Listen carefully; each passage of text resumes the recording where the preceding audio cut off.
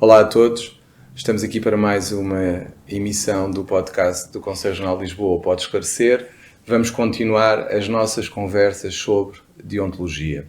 Hoje temos connosco a doutora Isabel Silva Mendes, advogada e formadora, e o Dr. Manuel Ramírez Fernandes, também advogado e formador. Vamos fazer aqui uma conversa sobre alguns temas de deontologia que os nossos convidados entenderem ser aqueles mais prementes para prevenirmos comportamentos que no fundo constituem infração ao nosso estatuto, e eu começaria logo por fazer aquela pergunta que é ao Dr. Manuel Ramírez, por exemplo, qual é que acha que é o dever deontologicamente mais importante ou aquele que de facto se impõe relativamente a todos os outros? Muito obrigado pelo convite, Sr. Presidente do Conselho Regional, cumprimentos também à doutora Isabel. E felicito também por esta iniciativa, porque julgo que nós necessitamos de refletir muito sobre a deontologia profissional. Eu pessoalmente estou muito interessado em debater o tema, porque tal como a colega sendo formador, todos os anos somos chamados a preencher uma função no centro de estágio do Conselho Regional. Nós gostamos de sentir que aquilo que transmitimos aos candidatos ao exercício da advocacia está atual, é verdadeiro, não resulta de nenhum tipo de atraso de qualquer formador ou de fixação em épocas passadas. Eu julgo que nós devemos ser modernos, devemos evoluir, devemos adaptar-nos, mas há um tronco comum da advocacia que já vem desde há muitos anos, desde há centenas de anos, que julgo que se mantém atual. Convém que se mantenha atual e continue a ser atual, porque senão aquilo que é a espinha dorsal da profissão vai mudar, o paradigma muda e para quem é formador a questão aqui que eu pergunto e acredita naquilo que transmite, depois precisa ter a certeza de que está a tomar corretamente mas há uma coisa que eu queria perceber, ainda para mais sendo os dois formadores, qual é a percepção que vocês têm relativamente à deontologia como um todo em relação à nossa classe? Ou seja, acham que é um problema geracional? São os mais novos, são os mais velhos, são aqueles que ficam ali naquela franja do meio? Acham que alguma das faixas etárias verdadeiramente saberá deontologia, ou há falhas em todas as idades, ou podemos apontar a esta geração que sabe mais, a esta que sabe menos? O que é que vocês acham, no fundo? Qual é a vossa percepção do dia-a-dia? Se me permite, eu acredito que a deontologia estará ainda mais fresca nos jovens advogados, até porque saem da formação, e esta é uma área em que nós insistimos muito, apesar de ser aquela que menos horas tem de formação e que provavelmente terá que ser revista nessa matéria. E provavelmente o novo estatuto é isso que irá acontecer. Vamos ver com a própria alteração da Lei das Associações Públicas e a questão do segredo profissional, como é que isso se vai repercutir na própria advocacia, não é? E até com a questão das sociedades multidisciplinares. Portanto, é um tema que realmente é premente e é extremamente importante. No que respeita aos advogados em si, e tendo em conta até as funções que exerci enquanto membro do Conselho de Deontologia em 2 triênios, é verdade que a violação dos deveres deontológicos e dos deveres que estão consignados no Estatuto revelam o seu total desconhecimento. Ou seja, aquilo que eu penso que Mas acha que as pessoas esqueceram, não sabem, ligam? Não sabem. Eu creio que o Sr. dirá, na sua experiência também enquanto formador, apreendem muito, pensam que têm muito que estudar a deontologia para os exames, para a entrevista, agora, mas que depois que é um tema que não têm que se preocupar no exercício da sua função e profissão enquanto advogados. É um grande problema, porque na verdade, a partir do momento que se faz a agregação, somos advogados e, como tal, é o Estatuto da nossa lei principal. Aquilo que eu costumo dizer aos nossos formandos é que o Estatuto é a nossa Constituição. Portanto, começo logo até com esta figura e até com o artigo 208, que consagra da Constituição, consagra a nossa profissão, é a única profissão que está, digamos, consagrada constitucionalmente, até para lhes dar a entender a importância da profissão. Agora, o que é realmente importante é que os advogados, na generalidade, banalizam o Estatuto e os deveres que lá estão consignados e desconhecem quase. E, no fundo, acabam por... Portanto, o que acontece é que prevaricam Sim. de uma certa forma, até não direi inconsciente, mas é por desconhecimento. É por desconhecimento. O que ainda é mais grave. O que ainda é mais grave. Então, sobre isto... Nós costumamos também transmitir aos colegas com quem partilho reflexões, porque no fundo isto não há donos da deontologia, não há professores catedráticos de deontologia. Deontologia não pertence à estrutura curricular das faculdades.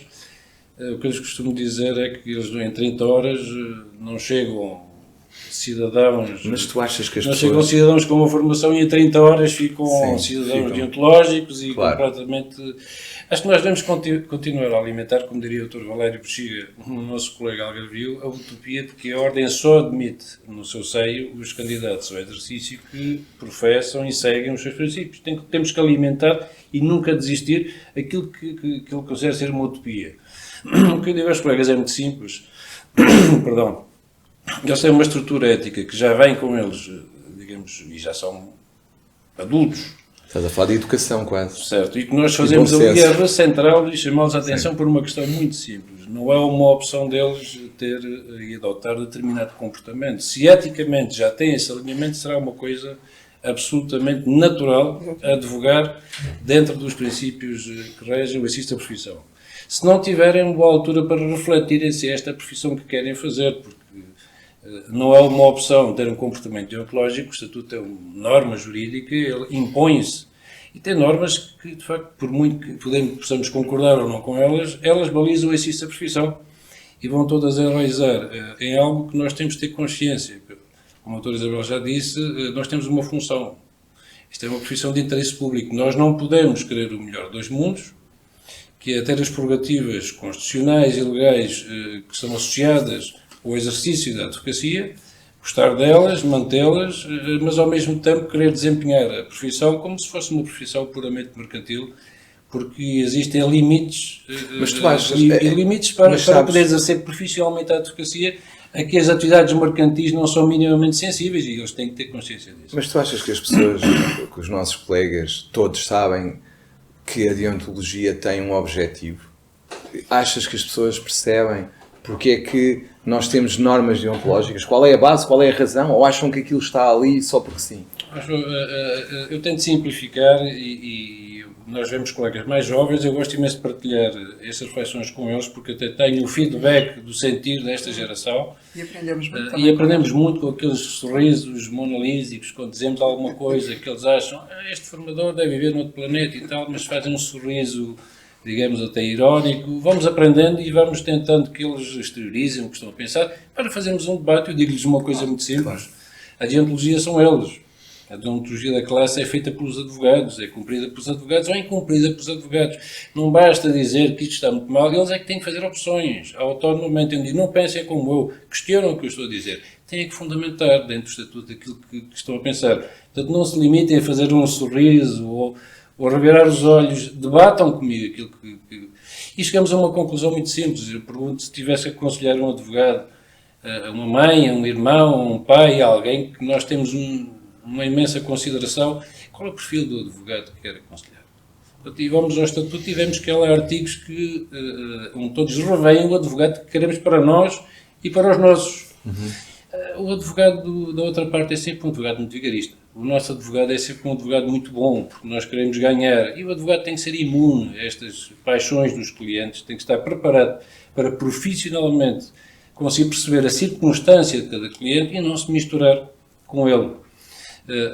Isto permite uma expressão, o albardar a burra à vontade do dono, é algo que a advocacia tem que ter um imenso cuidado. Nós defendemos os clientes, somos obrigados. Mas podes dar exemplos?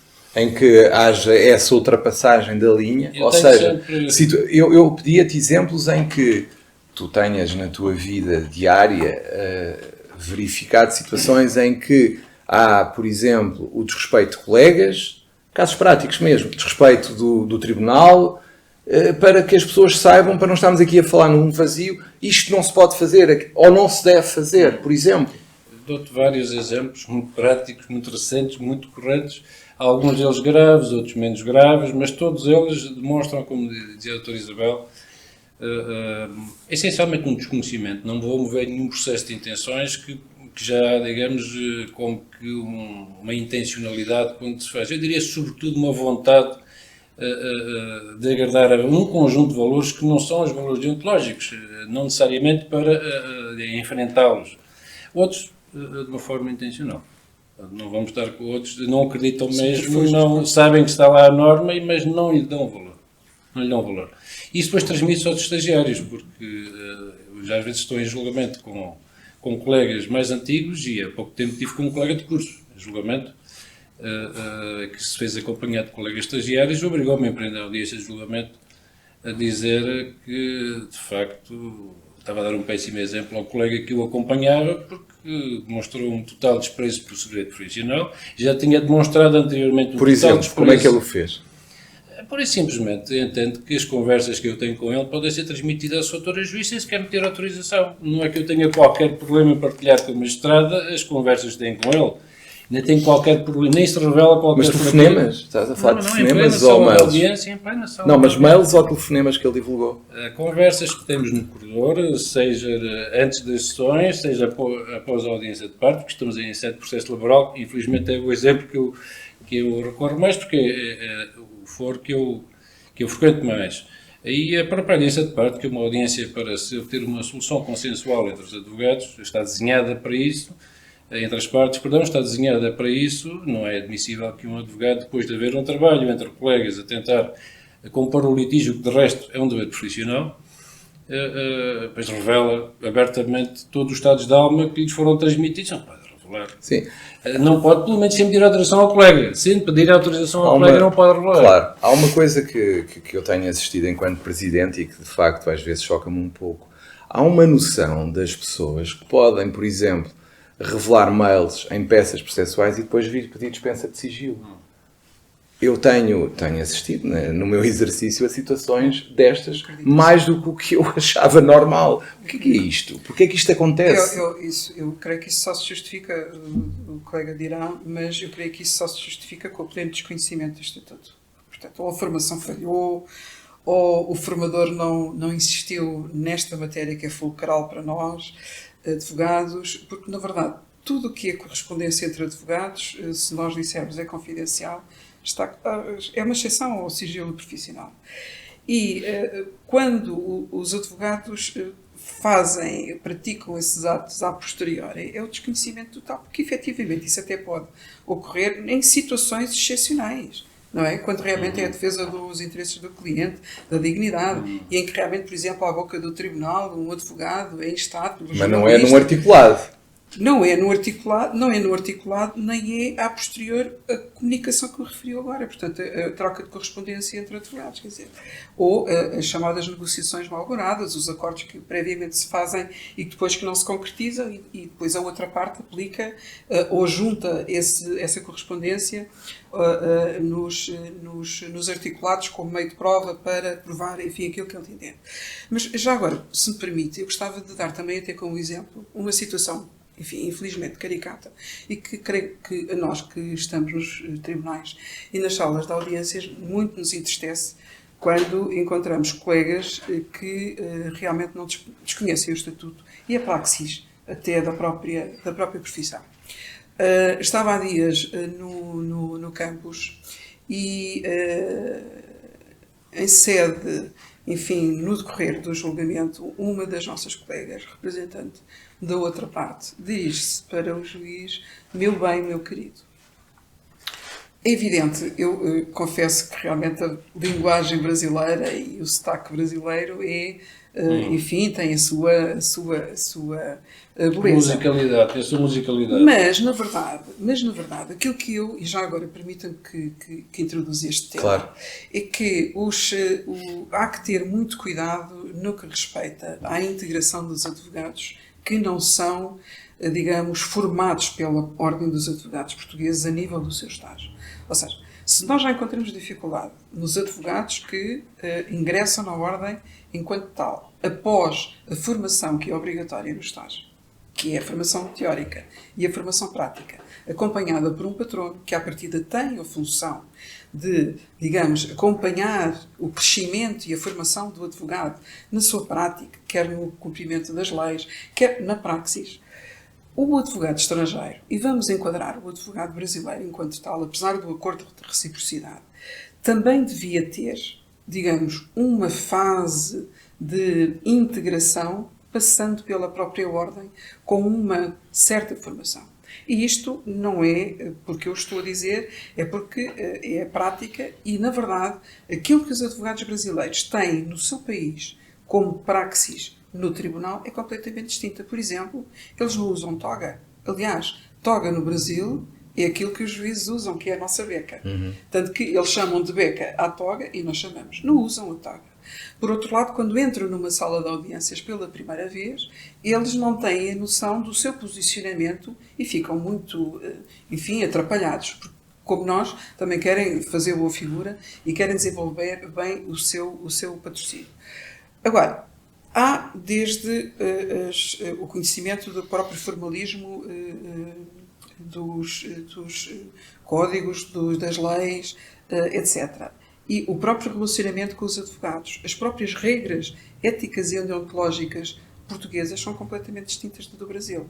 O que é que eu quero com isto dizer? É que há advogados brasileiros que querem a sua integração no Brasil, porque está difícil a vida no Brasil. Em 2013 era ao contrário. Em Portugal, não é? Em 2013 era ao contrário. Tanto que em 2013, curiosamente, houve uma tendência para que os advogados portugueses fizessem um estágio no Brasil. Só que, entretanto, isso, pela reciprocidade, não vingou. Pronto, Portugal não exigia, então o Brasil arrastou, ficou, portanto, não foi avante essa... Mas houve essa tendência, ou seja, para limitar, e eu acho que bem. Porquê? Comparemos o seguinte, um advogado, um professor de Direito, que queira ser, que se queira inscrever como advogado, o que é que ele tem que fazer? Um tirocínio, com um máximo de 6 meses. O que é que isto quer dizer e o que é este tirocínio? Se nós formos ao Estatuto, o que o Estatuto diz é, essencialmente, para a observância e o contacto com as regras deontológicas. Portanto, se isto se justifica para um jurista de reconhecido mérito, que é português, que está em Portugal, que conhece as regras, as práticas, etc., que vai percebendo. Se para um professor de Direito, etc., etc., isto é exigível, quanto mais para alguém, mesmo com o acordo de reciprocidade, que não tem a barreira da língua, etc., etc., se justificaria dirá o que quiser, uma aprendizagem, uma formação, um curso, enfim, o que quiser. Porque, permita-me, a verdade é que os advogados brasileiros recorrem, pagando, e a uma coisa que se chama, e eu chamo-lhe isto porque realmente não sei o que é, gostaria de só chamar aqui, que é uma espécie de curso online dado no Brasil para advogados que são brasileiros. Ou seja, há alguém a pagar os advogados, a necessidade brasileiros, a necessidade é de tal ordem que eles recorrem a um professor, consultor especializado em Direito Internacional Privado, advogado que criou especialmente um instituto para uma mentoria, para uma preparação, e que se chama Mentoria em Advocacia Privada Internacional. Isto, no Brasil, online, para um advogado brasileiro, a dar, digamos, formação a advogados brasileiros cá sobre a deontologia e a praxis portuguesa. Onde é que está a ordem portuguesa nisto? Nós sentimos esta dificuldade. Se nós, enfim, a nível dos advogados portugueses, no nosso dia-a-dia, no Conselho de Deontologia, no Conselho Regional, nos órgãos da Ordem, enfim, em todo o sítio encontramos as dificuldades que nos admiram e que nos causam algum constrangimento. Relativamente aos advogados brasileiros, por exemplo, com este regime da reciprocidade, que é a inscrição direta e imediata, é realmente gritante. E ainda mais uma outra coisa particular, e com isto eu deixo e dou a palavra depois ao colega, é que o advogado brasileiro tem muito poucos custos para se instalar em Portugal, sendo que basta ter um advogado que se responsabilize pela recepção da sua correspondência, o tal chamado domicílio, que o advogado português é obrigado a ter, como o Estatuto determina. E o advogado brasileiro está no Brasil a advogar em Portugal, através de um domicílio de um outro advogado que se responsabiliza pela recepção da sua correspondência. Percebe a gravidade disto? É realmente um objeto de reflexão muito importante, na minha perspectiva. Como é que achas que se pode reagir aqui, Manuel? João, eu talvez fosse um pouco mais amontante. E aqui nós temos que fazer um ato de contrição. Porque se assim, deixa-me só fazer aqui a pergunta de outra forma.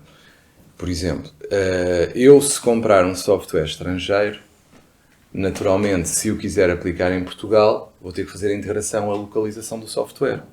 Porque senão o software não funciona, ou por não ter os impostos portugueses, ou por outro motivo qualquer. Tu entendes que a questão da língua só por si não é suficiente para alguém se sentir integrado em Portugal e começar a advogar em Portugal?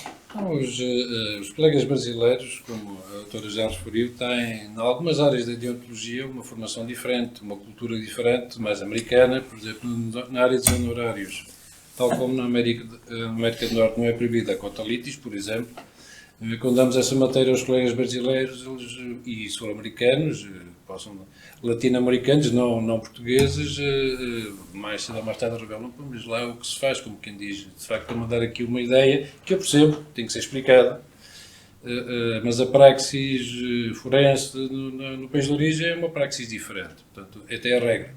Mas até a regra é discutível, a Europa do Sul manteve muito essa tradição, a Europa mais anglo-saxónica tem uma visão diferente, mas o que é certo é que o Código de Deontologia dos Advogados Europeus mantém essa regra e harmoniza, mas eu poria um pouco a questão ao montante, e aqui temos de fazer um pouco meia-culpa porque estar a exigir dos outros, e eu bato muito nessa tecla, ou seja, temos que evitar a hipocrisia, ou seja, nós não podemos, se não cumprirmos e se não professarmos determinadas regras, andar sempre a criticar os outros porque são isto, porque são aquilo, mas quando nos vemos ao espelho há ali algum desfoque, não percebemos que se calhar o problema também está em nós. Eu já estive a dar formação e por exemplo, em matérias de pronúncia pública, que de resto o Presidente do Conselho Regional é um dos garantes estatutários do cumprimento da referida norma, e de repente estoura uma guerra entre o bastonário da Ordem dos Advogados e o Presidente do Conselho Regional. À data Conselho Distrital, sobre se era legítima ou não legítima a pronúncia pública, que havia processos que estavam muito mediáticos e até no Congresso na Madeira levou que os colegas que pediram a palavra para falar sobre este tema perguntassem se o artigo 98 ainda estava em vigor. Ou seja, e para além disso... Só para dar um exemplo, nós somos os primeiros às vezes a minar, digamos, a imagem e a não dar o exemplo, o que tu dizes é que temos que começar por aí. Tem que ser feita uma grande sensibilização e formação na área da deontologia, quer para dentro, quer para fora, quase. É isso? Eu julgo que a classe no seu global primeiro tem que tomar consciência de quais são as opções e quais são as consequências das suas opções. Antes de olhar para, digamos, aquilo que a profissão lhe pode dar. Que tipo de profissão é que eu quero seguir? Não se pode começar a casa por piada. Não se pode começar a casa por dizer nós somos uma profissão que... Por princípios europeus de liberdade de prestação de serviços, não, vamos às origens da advocacia, vamos à advocacia que nós queremos praticar. Depois de acertarmos nos princípios, podemos desenvolver aquilo que for necessário para chegar ao concreto, mas se não vamos às bases, eu acho que os próprios órgãos da ordem, eu tenho ideias que são minhas, são vinculantes. Sim, claro. Obviamente, nem os formadores da ordem. Obviamente são as vossas opiniões. Eu acho que os formadores de deontologia são formadores que têm que ter requisitos diferentes dos formadores de matérias mais técnicas. Porque não é uma matéria que seja dada na estrutura curricular dos cursos e há muitos institutos da deontologia que só são totalmente compreendidos após a prática. Julgo que o Presidente do Conselho Regional é a figura mais apropriada para referir o quão difícil é perceber o Instituto do Segredo Profissional quando é pedido o seu levantamento, seja por iniciativa do Tribunal, no âmbito do processo penal, seja a pedido do próprio. Como é óbvio. A complexidade que às vezes rodeia o pedido de levantamento leva-nos a chegar à conclusão da nossa ignorância. Isto é muito mais complicado. Tu achas que as pessoas sabem o que é o segredo profissional? Eu acho que... E o que é já agora? Qualquer pessoa tem o conceito de confidente necessário. O segredo necessário. é não te poder contar. Sim. O confidente necessário e o confidente, digamos, ocasional. O confidente ocasional é aquele que pode guardar ou não segredo consoante o seu interesse. Não é? O interesse do confidente. É o caso das empresas comerciais, que até podem prestar serviços para vários operadores económicos que são concorrentes, mas que confiam no know-how daquele operador, e ele garante, não, eu vou tomar conta, digamos, da sua estratégia, e obviamente vou guardá-la, não vou contar à sua concorrência, e há uma confiança, digamos, comercial na imagem. Na profissão não pode ser, nós somos confidentes necessários. Não podemos criar chamadas ethic walls ou paredes éticas e termos 2 clientes no escritório que estejam em conflito de interesse. É uma questão de princípio. E o artigo 99 está desenhado de tal forma que passa uma mensagem clara e que eu acho que nem todos os colegas seguem. Mas o problema está, volto a dizer, e espero não estar a cometer nenhuma infração disciplinar ao dizê-lo, mas eu acho que os próprios órgãos da Ordem que têm a responsabilidade de pensar a formação, regulamentar a formação e, inclusive, regulamentar a avaliação, eles próprios já deram aqui ali uma demonstração que não estão totalmente dentro, no caso do segredo profissional, daquilo que eu entendo, salvo melhor opinião, que é a essência da exercício da advocacia. Acho que é o segredo profissional, então. O segredo profissional é uma garantia que se dá à sociedade de que tem um profissional à sua disposição. É como tu, se entrares num avião, tu tens que ter a garantia de que o piloto não está bêbado, sabe operar com aquele modelo. Quer dizer, tu não vais lá perguntar, deixa lá ver se o senhor está sóbrio. Não. Partes de um princípio. Ou escolher na altura. Isso é algo que te é oferecido. Se tu vais para um hospital e dizes, olha, temos que lhe dar uma anestesia geral, o senhor vai dormir. Depois tu partes do princípio que, quando te puserem a dormir, todos os profissionais que estão à tua volta estão enquadrados por regras muito sérias, não é? Para depois acordar. Claro. Já agora.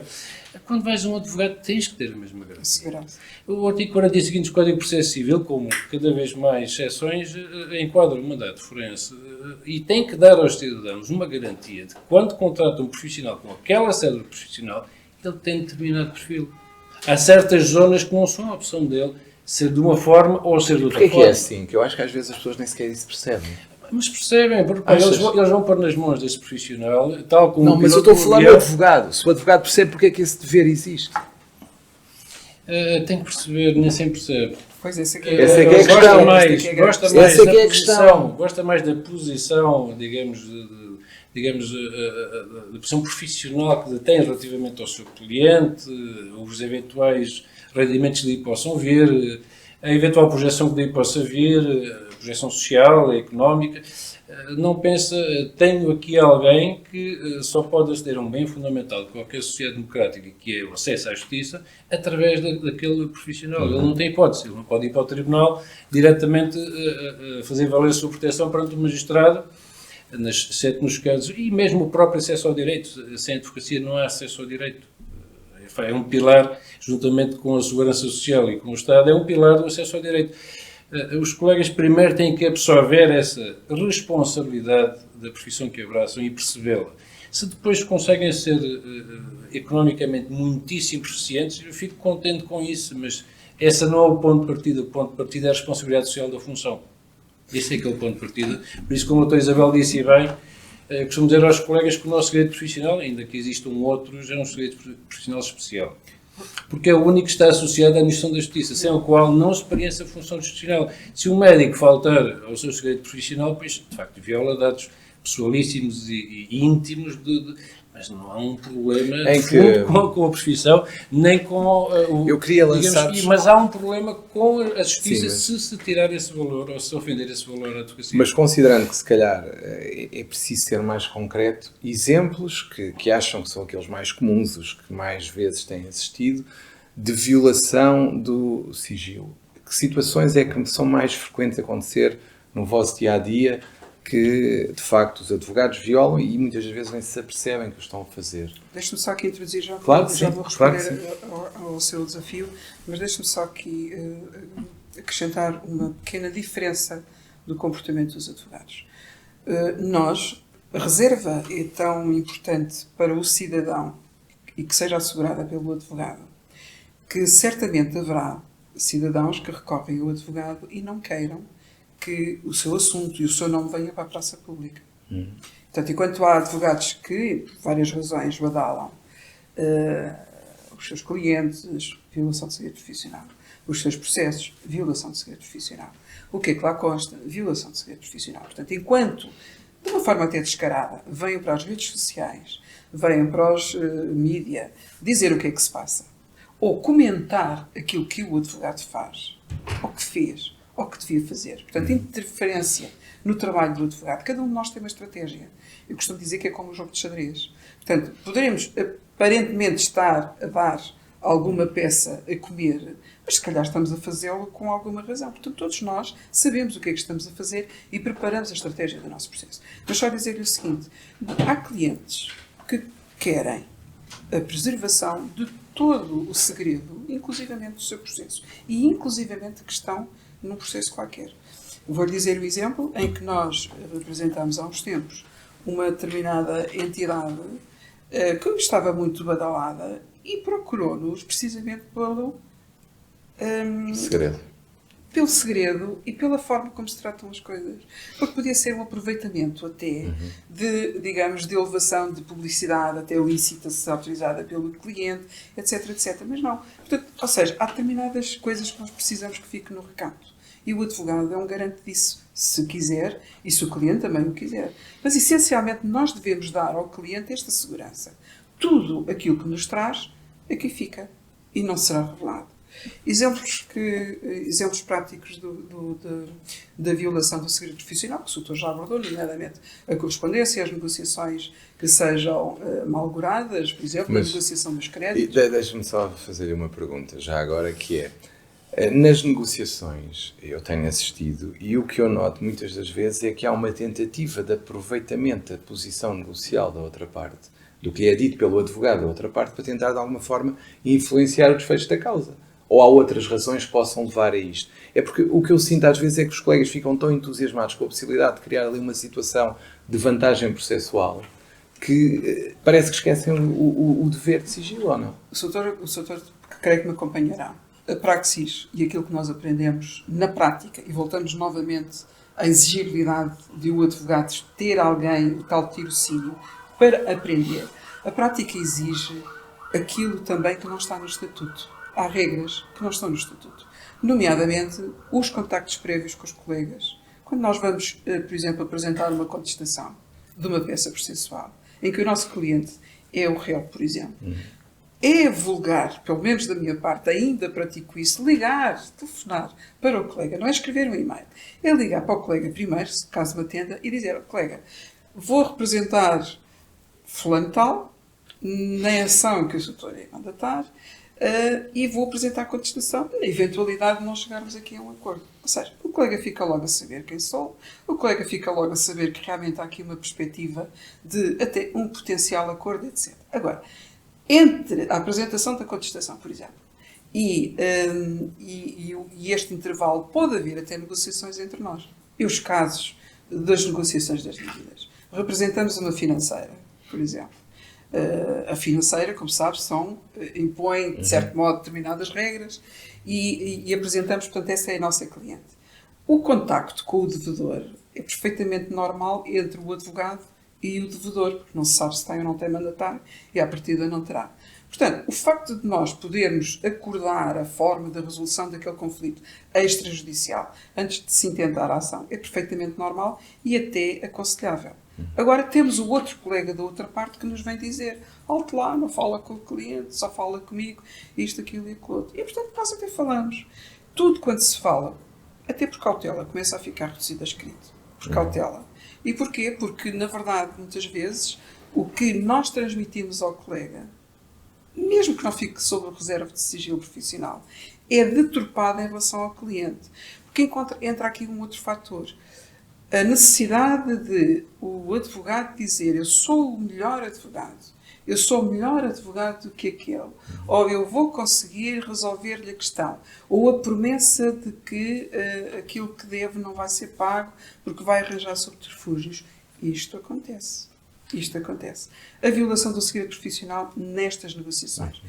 os casos práticos. E são aqueles casos que até são trazidos pelos próprios estagiários. Que são os contactos que fazem com os escritórios dos outros colegas, que, regra geral, são os advogados signatários das peças processuais que têm, digamos, o acompanhamento deste processo. Será talvez até um funcionário ou será talvez um advogado estagiário. Portanto, nós até que cheguemos ao advogado que subscreve a peça processual é muitas vezes difícil. E, por aqui, nós vemos se realmente o advogado não disser aos seus colaboradores que também o artigo assim o implica, está obrigado ao segredo profissional, ele próprio pode violar o segredo profissional. E como? Quando, por exemplo, o devedor telefona para lá e pergunta como é que está o processo. Há revelia do seu advogado, portanto, o advogado não diz que a partir dali só ele é que deve, advogado, é que deve, portanto, mediar as conversações com a outra parte, mas o devedor aflito, enfim, por alguma razão sabe quem é o advogado e telefona para outro escritório. Isso acontece mais do que se imagina. E há aqui uma violação clara. Há comportamentos que os colegas claramente deviam evitar. Não atender o telefone, por exemplo? Não, por exemplo, os colegas não devem reenviar os e-mails que recebem de colegas. Era esse exemplo, exato. Ou seja, têm que proteger os timbrados dos colegas, têm que proteger a profissão. Se quiserem, para que não se perca, digamos, nenhum aspecto de alguma proposta, pode ser complexa, depois fazem um copy-paste, mas não fazem um reenvio. Mas o copy-paste podem fazer ou não? Podem. Trabalhar, A questão da proposta, tecnicamente falando, pode ser complexa, é escusado de estar a mudá-la. Agora, não se reenvia o e-mail ao cliente, porque um print desse mas e-mail essa era a pergunta que eu queria fazer, que é, ok, as pessoas perguntam às vezes, recebi um e-mail de colegas nossos, eu recebi um e-mail de um colega que quer transmitir o que lá está. E a questão é, como é que eu faço? E era isso que eu queria pedir, no fundo, conselhos. Se for uma proposta que se consiga reconduzir a 4 ou 5 linhas, faz um e-mail do curso. Mas eu posso fazer o copy-paste puro? Não, se for uma proposta que tem várias parcelas, que tem aspectos técnicos, que tem aspectos complementares, e se tu não quiseres perder pitada, pois no fundo, se ela é meramente objetiva, não vejo problema, salvo a opinião contrária, em tirar essa parte do e-mail, não tirar o plano prestacional, por exemplo. Não tirar a introdução, mas já tirar os comentários, já tirar estados de alma, já tirar apreciações complementares sobre, ou até o próprio cliente do advogado, ele desabafando sobre algumas dificuldades que tenha, tudo isso é só a parte objetiva, a proposta objetivamente falando. E nós temos de ter algum cuidado quando transmitimos essas propostas em e-mail nosso, porque também não queremos que o nosso e-mail, ainda que não com o timbrado, apareça também, e temos que sensibilizar o cliente e transmitir-lhe que ele tem que ter respeito. Atenção, ele tem que fazer uma opção. Se ele quiser negociar diretamente e que tudo o que ele faz e diz seja visível no tráfico jurídico, faz diretamente por escrito entre as partes, e os advogados, se entendem que essa é uma forma de negociar, não há nenhum problema. Preparam-na para as partes negociarem. A partir do momento em que as partes entendem que devem fazê-lo através de advogados, elas têm que saber que esse canal é um canal confidencial. E têm que respeitar essa confidencialidade. Se não quiserem que seja confidencial, depois revelam ao advogado essa vontade, por um motivo ou B. O advogado fará a sua opção, se essa é a melhor forma de patrocinar aquela questão, auxiliará ou não, mas é o nome do cliente que está nos documentos, não é o timbrado dos advogados. E esse documento, sim, existe no tráfico jurídico, com todas as suas consequências. Por isso é que é uma imensa virtualidade explicar aos clientes as vantagens de uma negociação direta e as vantagens de uma negociação entre advogados. E ela, com o passar do tempo, pode ser mais adequada a uma e mais adequada a outra. Mas os clientes têm que saber que não são iguais. E depois aqui, deixa-me só acrescentar aqui uma outra coisa. O facto de se reencaminhar uma mensagem falta ao nosso cliente, se nós reencaminharmos uma mensagem recebida com uma proposta ou uma mensagem do colega, eu reencaminhando ao cliente do CUR, há aqui uma falta de tratamento. O nosso cliente fica a pensar que nós não nos debruçamos sobre aquele assunto, que nós não ponderamos, que nós não formulamos opinião. E, portanto, quando formos apresentar a nossa nota de despesas e honorários e dissermos que no dia tal tivemos aquela proposta que analisámos, etc., o que o cliente nos vai dizer? Analisou, que tempo gastou? Reencaminhou-me só e apenas um e-mail. Portanto, o próprio cliente depois não vai valorizar. O que é que nós temos que fazer? E temos que ter atenção também aqui à proteção de dados. Claro. Porque o que é que o cliente vai fazer? E muito simples, realmente é complexo ou não, o que nós podemos fazer e devemos, que é isso também que na formação, quando se trata desta matéria, eu recomendo e ensino, ou seja, chamo a atenção, é que a própria composição do próprio e-mail ou da correspondência, agora, portanto, será essa que será mais célere e direta, tem que ter o punho, tem que ter o nosso cunho, tem que ser personalizado até para que o cliente perceba que aquilo é para ele e que foi trabalhado por nós e que foi pensado nele. Portanto, nós temos sempre que dar ao cliente a noção de que ele é o cliente mais importante para nós. E, portanto, a forma como nós nos relacionamos com ele, seja pessoal, seja por escrito, correspondência, seja até na própria peça processual, portanto, tudo isto o cliente tem que saber que em nós tem alguém que confia até nisto. Até nisto. Há uma outra área, já agora chama a atenção, que é também muito complicada de explicar aos clientes, mas, pelos vistos, os próprios colegas nem têm a vontade de o fazer, porque é uma área que também violam com demasiada facilidade. Ainda que estejamos aqui numa zona cinzenta, nós percebemos quando é que há violação deontológica e quando é que não há. Que é o contacto com as testemunhas, ou seja, o cliente, dentro daquilo que é a cultura que tem, de coaching de testemunhas, do sistema anglo-saxónico, aquilo que vê na televisão, fazem já uma ideia de que o seu advogado, obviamente, vai falar com as testemunhas e vai dizer-lhe o que é que elas devem dizer. Chega a pôr isso por escrito. Aqui há muitos anos atrás eu recebia e-mails, por exemplo, também mais uma vez na área laboral, tem aqui as pessoas na sala de reunião à sua espera para lhe dizer o que elas vão dizer. Elas não fazem a mínima ideia do que é que vão dizer. E eu respondia dizendo, olha, acabou de inviabilizar a minha possibilidade de patrocinar essa ação, porque se esse e-mail que mandou veio via a sua secretária, se isso vai parar às mãos da parte contrária, o que é muito fácil, porque a sua secretária é filiada num sindicato, que neste momento está por ação, mas isso perturba imenso, porque eu não posso instruir testemunhas. Aliás, a melhor forma, na minha ótica, de se poder perder um processo, muitas vezes, é instruir testemunhas, porque o colega está atento, o magistrado também está atento, e uma testemunha instruída é uma testemunha incómoda, é uma testemunha que passa a minar toda a prova testemunhal seguinte. E basta fazer-lhe uma pergunta, como eu fiz há pouco tempo uma testemunha, por acaso uma coordenadora jurídica de um banco, porque de facto antes de fazer a pergunta já estava a dizer aquilo que eu sabia, que era a tese da parte contrária, e a própria magistrada disse, mas aqui o Sr. Doutor ainda não fez nenhuma pergunta, espera aí. Ou seja, já estava preparada para disparar. Eu disse à magistrada, fiz-lhe, a senhora tomou contacto com o processo, leu as peças processuais, leu o saneador, já não sabia bem como responder. Olha, reuniu-se ali com os colegas para debaterem esta questão antes de vir para aqui e ela não sabia responder.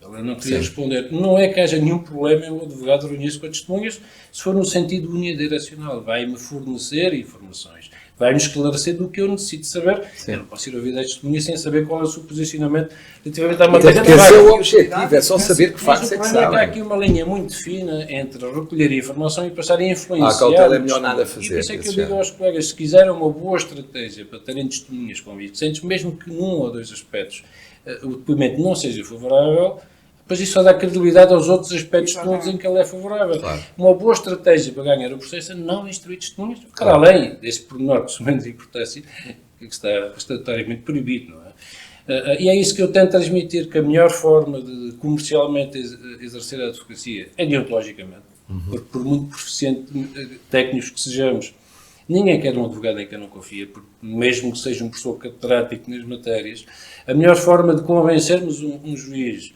de que a nossa pretensão tem mérito não é só na capacidade técnica, é na imagem que o nosso cliente apresenta e na nossa própria imagem, que ao fim de uns anos, depois se trabalhamos com o juiz várias vezes, passamos a conhecer-nos, sobretudo se for mesmo for especializado, e há juízes que sabem que há advogados que não abordam boa à vontade do dono e que fazem muito mais fé nas suas peças processuais e na sua abordagem do que outros advogados que já viram que, em virtude daquilo que é o interesse económico associado ao cliente, pois são capazes de um dia dizer uma coisa, outro dia dizer outra coisa. E nesse aspecto parece-me que o que está em causa não é só a credibilidade do cliente, também é a credibilidade do próprio advogado enquanto profissional. E nós não devemos alienar essa nossa imagem, porque eu acho que ela é muito mais valiosa do que Há duas coisas que eu queria ainda colocar a cada um de vós, antes de terminar. Uma era algo que eu vejo que há uma grande confusão, e até te posso colocar já, Manuel, que é, há muitos colegas nossos que acham que o facto de escreverem confidencial num e-mail é automaticamente uma garantia de proibição de divulgação do conteúdo a toda a prova. Há quem entenda isto.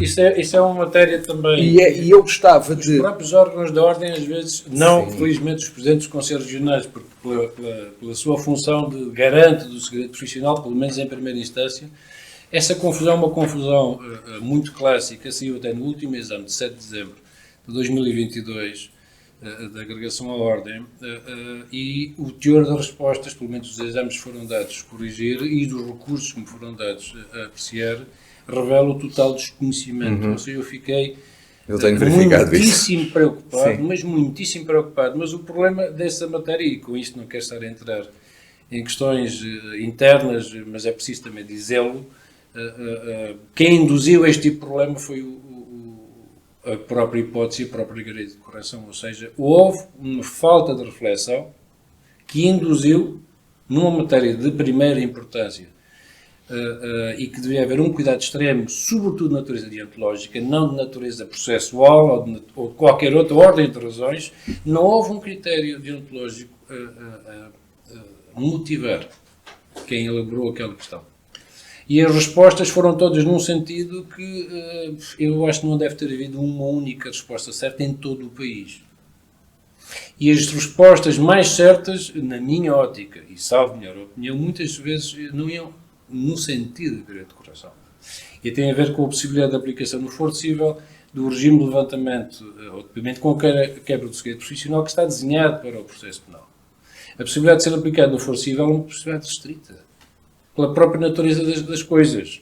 Não está inviabilizada, o Código de Processo Civil abriu a porta a essa aplicação, mas obriga que os valores jurídicos, os bens jurídicos em causa tenham uma ordem de grandeza, desta vez de natureza cível, muito próxima dos valores que são discutidos e que fazem parte do foro penal. E quem tem a responsabilidade de transmitir essa ideia, considerar que pode haver, de parte da iniciativa de uma parte cível, levantar um incidente, não sei como, para que se promova o levantamento do segredo profissional de um colega que é indicado como testemunha, que não sequer devia ter sido indicado como testemunha, por iniciativa da parte, numa questão de cobrança de um crédito de 7.500 euros, é vender o segredo profissional por um preço muitíssimo barato e não tem apoio deontológico, não tem apoio processual, não tem apoio, não encontro nenhum sentido. Mas, e muito menos pedagógico para o teor daquela pergunta, gerou respostas absolutamente incríveis. Mas a minha questão é esta, e considerando que nós temos colegas que estão a ouvir-nos e que também têm esta dúvida, e eu gostava de dizer-lhes, por exemplo, eles podem me perguntar assim, eu tenho aqui este e-mail, eu não quero que este e-mail seja divulgado em nenhuma circunstância. É fácil a resposta. E o que é que eu tenho que colocar no e-mail? É fácil. E isto é uma situação, por exemplo, porque muitas das vezes o que eu assisto é a percepção que as pessoas, que os nossos colegas têm, que basta colocar lá o artigo 113 e escrever confidencial, que a partir do momento em que escrevem isso nunca será divulgado. Há aqui uma diferença, e nisto eu creio que estamos de acordo, entre a correspondência dos advogados e há um artigo específico do Estatuto, o artigo 113, que regula esta matéria. Certo. Nós hoje, em todos os nossos e-mails, praticamente todos têm, por baixo da sua assinatura, eu tenho essa... Eu também tenho. Artigo 113. Por isso é que está formatado nos e-mails, digamos assim. Está formatado. Está pré-formatado. Há que distinguir o que é que se vai dizer. Amanhã vamos almoçar ao não sei quantos. Isto não é... E o e-mail tem exatamente a minha esposa também é advogada. Se eu lhe mandar um e-mail com esse formato do artigo 113, isto é confidencial, ao abrigo do artigo 92 do Estatuto, o artigo 113 não pode ser revelado se receber por engano, em português, em inglês, em francês, em chinês. Mas se eu convidar a minha esposa, que é advogada também, para o almoço, esta informação não é objetivamente confidencial. Ou, por exemplo... Ou seja, aquilo que os colegas não percebem é que o artigo 113 não vem tornar a comunicação mais confidencial para efeitos daquilo que é o seu regime base. Ele já é confidencial por força do artigo 92, por isso é que os colegas, nomeadamente neste exame, tiveram respostas muito deficientes, porque ninguém lhes explicou nem um patrono, nem onde tiveram formação, espero que não tenham sido meus formandos, que o artigo 113, a única coisa que faz é impedir o mecanismo de levantamento profissional por iniciativa do próprio. E era isso que eu queria também saber. Porque a confidencialidade já vem do artigo 92. Mas era isso que eu queria saber e queria que no fundo, pudesse ser explicado aqui a quem nos ouve. Como é que funciona o 113? O 113, se estamos no âmbito de negociações, eu assumo que devo e que quero fazer um acordo, não é? Sobre o pagamento da dívida do meu cliente. E estamos no âmbito das negociações. Eu não quero que aquele e-mail, um dia mais tarde, seja objeto do levantamento da segredo profissional. Independentemente de ter cá em baixo, no endereço e na assinatura, confidencial, obrigo, tal. Eu tenho que expressamente dizer, conforme diz o artigo 113, número 1, que aquela correspondência é confidencial. Exatamente. Mas eu tenho que o dizer logo no início. Não basta uma mera remissão genérica. Não, eu tenho que dizer confidencial, ou é estritamente confidencial. Ou seja, o advogado tem a obrigação, para se proteger, de expressamente consignar, ou no próprio texto, ou no assunto, em cima, ou no assunto, por exemplo. Quer dizer, destaque como quiser, mas não pode fazer só e apenas referência como vem na nossa... E o artigo, inclusive, é salvaguarda de deontologia, porque se por acaso, naquilo que é a tua interpretação sobre o teu dever para com o cliente, esse e-mail expressamente qualificado como confidencial tiver um conteúdo que tu, em boa, dentro daquilo que é a tua consciência, podes ter alguma dificuldade em guardar reserva, porque isto até pode inviabilizar o teu patrocínio. Aquilo que lá está é demasiado importante. Tu tens que imediatamente informar o colega, devolver o documento, ou informar o colega que não podes manter confidencialidade sobre aquele assunto. Claro. E imediatamente. Mas isso será o passo seguinte, é uma exceção agora de resto. Exatamente. Nós podemos, entre colegas, arranjar pontos para acordos que implica, de alguma maneira, revelar assuntos que não são do interesse do nosso cliente exclusivamente ao colega e para efeitos do trabalho entre advogados e não sai deles. Por isso que eu digo aos nossos formandos, nós temos que analisar o colega com quem litigamos. Por isso, este artigo 113 tem que ser utilizado com muito cuidado, porque nós temos que analisar, temos que perceber que, para além das paixões que nós representamos, o colega é um profissional. E se é um profissional, ele percebe que há questões que lhe podem ser transmitidas que o cliente não pode saber e que só são transmitidas nesse pressuposto. Se ele não puder guardar essa informação, ele tem que nos informar imediatamente. Sim. E nós sabemos que só o podemos fazer neste regime. Sim, mas se assumirmos essa responsabilidade, é só neste regime. Se entendermos que a melhor solução para o cliente pode passar por aí com todo este risco e com muita prudência, eventualmente podemos recorrer ao artigo 113 e revelar ao colega, mas convém analisar, convém ter a certeza que é um colega que partilha do nosso conceito de deontologia, porque se não for, podemos, apesar de bem intencionados, acabar por introduzir no patrocínio um fator que pode ser usado contra o cliente. E eu até daria mais, eu antes de fazer isso, normalmente confidencio com o cliente e digo, olha, eu acho que chegou o momento de darmos mais um passo e corremos o risco de, junto do colega, fazermos esta relação confidencial, com toda a contingência que tem uma relação confidencial ao cliente, ele também tem deveres para com o seu cliente, claro. Mas eu julgo que, e até de alguma forma, diga ao meu cliente que, na minha opinião, é interessante dar esse passo. Ele fica, pelo menos, consciente, se ele me der uma negativa, eu optarei se o devo fazer ou não, mas eu gosto de consultá-lo antes de revelar qualquer coisa que, objetivamente, eu sei que não lhe é favorável, que me foi confidenciada, no sentido de promover um acordo, sob o artigo 113. E os colegas normalmente percebem, e eu já tenho obtido alguns acordos em que os clientes dos colegas, daquilo que é a minha percepção, não souberam porque é que se fez acordo. Claro. Eu queria introduzir aqui duas coisas para responder ao seu desafio, e relativamente aqui a esta matéria, eu começaria pelo princípio. É que há advogados que não conhecem a importância deste artigo. Claro. Há advogados que não percebem o que é que quer dizer confidencial. Não é? E que, se é confidencial, eles desconhecem de todo. Portanto, o desconhecimento da deontologia e das regras deontológicas e esta percepção, este saber que nós temos, este conhecimento, digamos, implica que nós tenhamos todas as precauções e mais algumas. Portanto, Claro. eu não conheço. Infelizmente. Hoje, eu tenho que partir do pressuposto que eu não conheço qual é o âmbito do conhecimento das De quem regras está do lado de lá. deontológicas do lado de lá. Portanto, nós, impende sobre nós o dever, enfim, todos os deveres para com o nosso cliente, mas todos os deveres também para com o nosso colega, mas essencialmente esta questão da segurança jurídica e a nossa proteção enquanto advogados. Porque depois poderemos ser nós os visados Claro. enquanto prevaricadores e violadores das regras ou até éticas. mesmo com boas intenções, não são as boas intenções que contam. O conto é que, de facto, nós temos muito objetivos e muito lúcidos no que fazemos.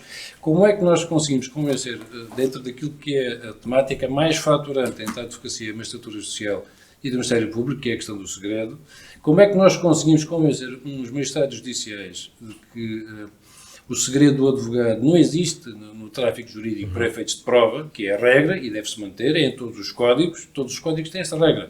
Depois terão algumas exceções, porque de facto os bens jurídicos da realização da justiça, sobretudo da justiça penal, podem, em alguns casos, sobrepor-se ao valor do segredo.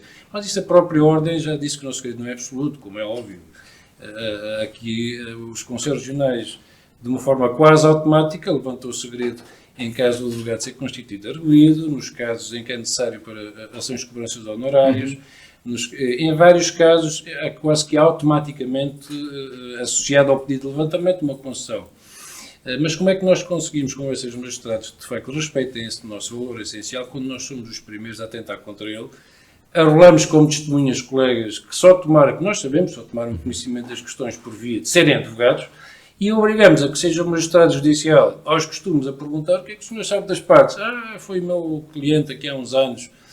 O próprio magistrado, não, eu tenho que dispensar. Ou seja, Claro. É o magistrado judicial que defende o sigilo. E quem Conhece melhor o arrolou, estatuto e quem do que o arrolou, próprio. É verdade. e quem se deixou arrolar está ali um Não se bocadinho à acalculou. mercê de que o advogado da outra parte, ou o magistrado judicial, venham defender um valor que é de todos e tem que ser defendido por todos. Portanto, é difícil convencer os magistrados de algo que os próprios advogados, pelos vistos, de vez em quando não desprezam e não respeitam. Então agora permita-me introduzir o tal caso prático, que eu acho gritante e que ainda está, portanto, o processo a decorrer, em que uma advogada patrocinava 2 arguidos, dos quais um deles era advogado. Na contestação apresenta como testemunha um outro advogado, a propósito do segredo profissional e do conhecimento do estatuto. A páginas tantas, numa determinada fase, essa advogada renuncia ao patrocínio de um dos arguidos, nomeadamente do advogado, e continua a patrocinar o outro arguido.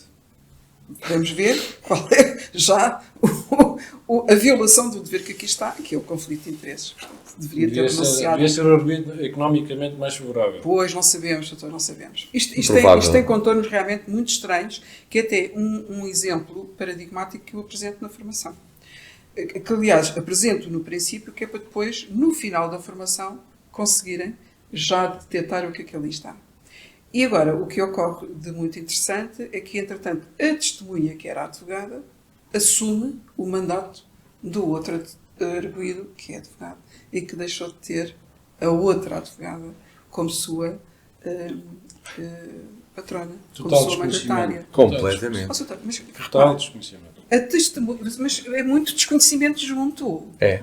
Isto é muito grave, é muito desconhecimento junto. Portanto, é uma mandatária que renuncia ao patrocínio e continua com outro, arguidos. Portanto, há aqui... Faz uma renúncia parcial, entre aspas. Não, quer dizer, há aqui uma informação Estou uma informação privilegiada, o que é que vai acontecer aqui? Eu conheço o processo e sei o que é que vai acontecer. Depois, por outro lado, temos uma testemunha que é rolada enquanto tal, independentemente de ser advogada ou não, que depois deixa de ser testemunha, porque nos sítios aparece lá notificada como testemunha e começa a ser notificada como mandatário. Claro. Repare. E depois, curioso, é que esse advogado, que agora é mandatário, figura nos sítios como mandatário e como testemunha.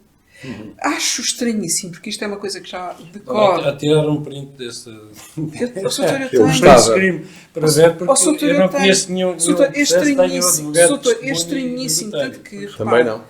repare, na formação e no Moodle está lá como caso 1, que foi paradigmático, e, portanto, isto já está, o processo ainda decorre há mais de 3 anos. E como é que é possível ainda ninguém ter detectado isto? Ou se detectou nada fez. Alguém está Quer o distraído. funcionário, Alguém está distraído. Soutor, se calhar não, quer o funcionário, quer o senhor magistrado, percebe? Sim, sim, sim. Isto é paradigmático no que respeita ao exemplo que cria, Sim. ou desconhecimento ou aproveitamento do desconhecimento do que é que são as regras éticas e deontológicas, e até o próprio segredo profissional. Repara, esta testemunha que agora é advogado viola o segredo profissional. Depois, há aqui o conflito de interesses. Quer dizer, só para dizer isto, Claro. não é? Vou dar outro exemplo próximo desse, doutora, que também acontece muito e que eu até percebo que os clientes não sejam sensíveis a ele. Um cliente que é meu cliente há 20 anos e que me traga outro cliente, que me indica outro cliente, nós olhamos para trás, nós sabemos que um cliente contente É o seu melhor traz cartão de outro visita. cliente. E um cliente descontente afasta 3 ou 4. Por isso é que eu digo que os Sim. melhores líderes de opinião, os melhores influencers. formas de publicitar a nossa advocacia é um cliente contente. Sim.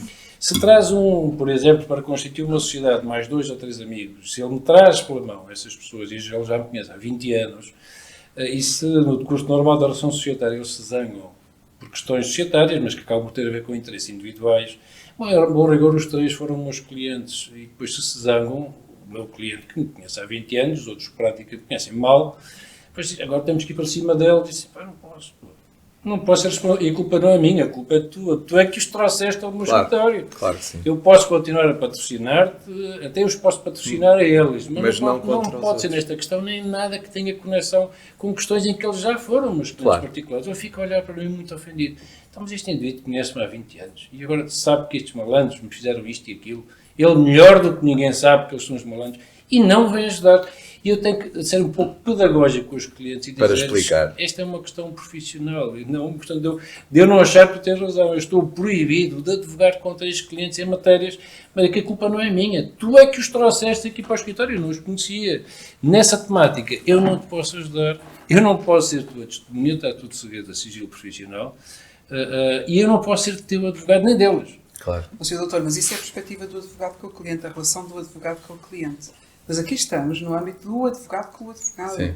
do advogado com a ordem, do advogado com a sociedade, do advogado com o tribunal. A violação dos vários deveres que aqui estão consignados neste exemplo prático que me pediu, claro que sim. e que é gritante. E que não é o único. E que não é o único. Agora, este não vi, felizmente, mas um colega, digamos, num momento mais morto de uma Assembleia Geral, que representava acionistas, confidenciou-me que tinha vindo de um julgamento em que a advogada requereu ao meritíssimo juiz a sua audição como testemunha e preparava-se para retirar. Preparava-se para tirar a toga, e porquê? Porque era advogada em causa própria.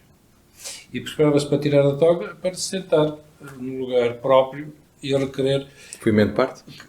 Requerer as declarações de parte, sim. Podem ser requeridas a qualquer altura, requerer as declarações de parte.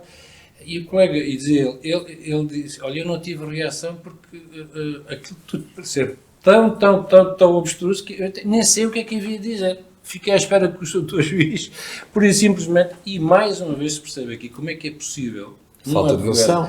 Já não falo da questão da advocacia em causa própria, que tem enquadramento específico, quer no foro civil, quer no foro laboral. Mas como é que alguém não percebe que esta fusão entre uma profissão de interesse público e o interesse do particular é algo que estatutariamente, logo a priori, levanta-nos a sensibilidade de que tem que ter algum cuidado nesta separação. Mas eu costumo dizer que nós, que no fundo o advogado, em causa própria, o advogado tem por cliente um tolo. Ou seja, nós podemos eventualmente numa fase de escritório, se formos proficientes, eventualmente sermos advogados em causa própria no cível. No processo penal, a jurisprudência paulatinamente tem-nos retirado a hipótese de sermos advogados em causa própria, desde logo como arguidos, mas também como assistentes e até, inclusive, como advogados do pedido civil nas ações penais. Depois depende, já divergimos, mas no cível não há nenhuma limitação processual. Depois poderá haver deontológica, eu não aconselho nenhum advogado a vestir a toga em para causa se defender. Própria. Porque o que é que nós vamos ver ali? Vamos ver ali alguém apaixonado pela questão e não um técnico que vai ficar completamente... Eu já estive nessa situação e pedi encarecidamente aos colegas, eu nem me sequer vou sentar ao teu lado. Porque que o assunto dizia-me tanto respeito que, para eu não ter alguma sanção do magistrado, o melhor mesmo era sentar na audiência para ver se não fazia nada que perturbasse a audiência. Ou seja, nós temos de ter consciência até quando nos toca de perto, é a forma mais fácil de perceber que a nossa função é uma função que se dirige à sociedade, é uma responsabilidade para com a sociedade. O segredo profissional não se funda na relação de mandato, funda-se no interesse público associado a uma profissão que, se não existe, não há acesso à justiça, não há acesso ao direito, não se realiza uma das funções do Estado de Direito. E muita atenção, tem que separar aqui os poderes. Ou seja, nós próprios temos de ter consciência que temos de estar atentos a algumas evoluções próprias do Estado de Direito. Por exemplo, agora para falar de um tema que está muito em voga nas comissões parlamentares de inquérito, que é a função jurisdicional dos tribunais. Aqui e ali pode haver evoluções legislativas que, por questões de pragmatismo político ou de tendências legislativas, podem conceder algumas funções jurisdicionais a órgãos não jurisdicionais, mas o core, aquilo que é a questão fundamental da admissão da justiça, continua a ser praticado pelos tribunais. Portanto, estou a falar de comissões parlamentares de inquérito no órgão legislativo, estou a falar de funções parajurisdicionais que o legislador tem tendência a atribuir à autoridade para as condições de trabalho, em questões fundamentais da realização da justiça laboral, e que temos de ter algum cuidado se esse pragmatismo legislativo não começa a pôr nas mãos de outros órgãos de soberania uma função que é, na sua essência, jurisdicional, começando a beliscar aquilo que é a separação de poderes. E nós, tal como os professores procuradores do Ministério Público, temos uma função constitucional e estatutária de zelar pelos direitos, liberdades e garantias. Nós somos Ministério Público. Nós temos a mesma competência que os seus procuradores com um acrescento. Nós também defendemos os cidadãos perante o juiz império e os seus procuradores não podem fazer. Uma conversa muito agradável e está assim, ficávamos aqui horas, mas temos de terminar este episódio. Foi um grato prazer ter aqui Isabel, Espanha. Manuel. Muito obrigado. Espero continuar a contar convosco e seguramente voltaremos a falar sobre estas temáticas mais à frente. Foi mais um Pode Esclarecer. Voltamos no próximo episódio com outra temática. Muito obrigado. Até à próxima.